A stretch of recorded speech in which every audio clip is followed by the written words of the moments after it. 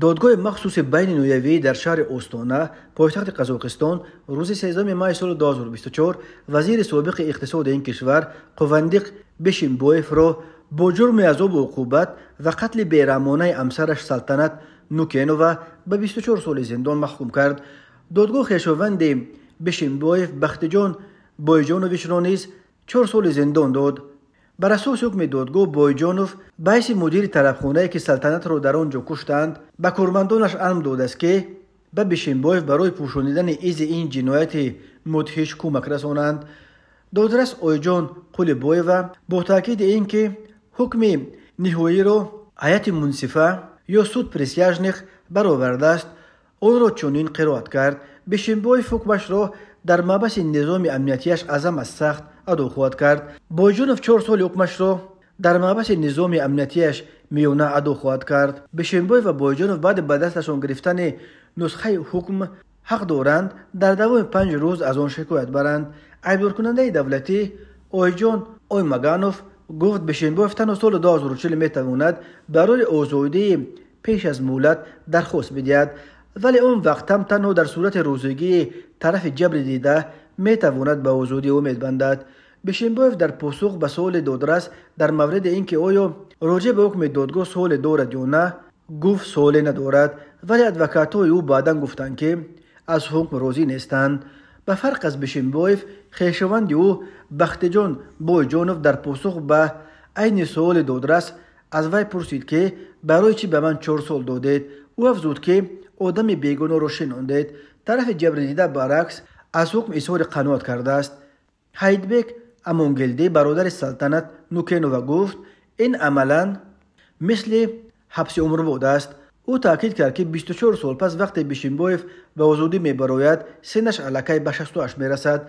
ادوکات طرف جبر دیده ژانا اوروزباغووا نیز حکم صادر شده را خیلی عادلانه نامید. امونگلدی نوکینوف پدر سلطنت گفت 24 سال حکم بیشیمبایف را میپذیرد، ولی همگی 4 سال برای بایجانوف به نظر او خیلی کم است.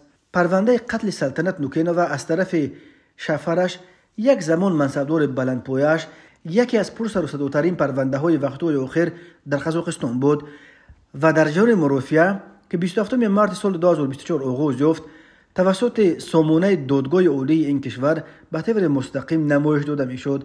مرافعه با درخواست وکیلان بیشیمبایف با اشتراک هیئت منصفه عبارت از 10 حکم و دادرس قلیبایووا برگزار شد.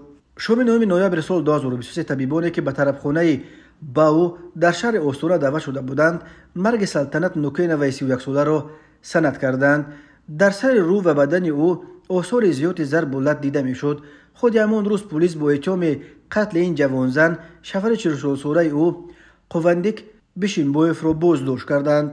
بر اساس نتیجه های تفتیشات به ضد بیشیمبایف بر اساس 2 ماده کودکس جنایتی قزاقستان ماده 99 قسم 2 بند 5 کشتار با بیرحمی مخصوص و ماده 110 قسم 2 عذاب و عقوبت عیبنامه اعلام کردند. عیبدار کننده در دادگاه گفت بیشیمبایف نوکینوف را پیوسته میزد و روحاً عذاب میداد. تشخیص خلاصه داده است که نوکینووا تنها از قسمت سرش بیش از 10 ضرب خورده است و در بدنش آثار بوغی کردن هم دیده می شود.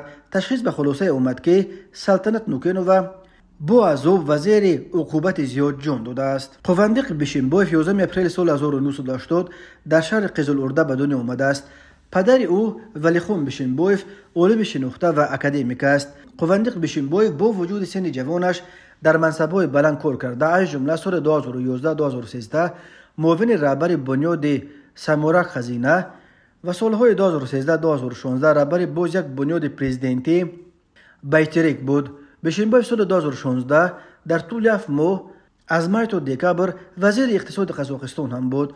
ماه مارس سال 2018 او را با جرم دست داشتن در کروپسیا به 10 سال زندان محکوم کردند، ولی الکی ماه اکتبر سال 2019 بر اساس بخشش پرزیدنت پیش از مهلت شرطاً آزاد شد. بلاگر استرولوگ سلطنت نوکینووا همسر شهردار سابق پاولادار غیرت نوکینوف همسر سیوم و غیر رسمی بیشیمبایف بود. او از 2 همسر قبلیش 4 فرزند دارد.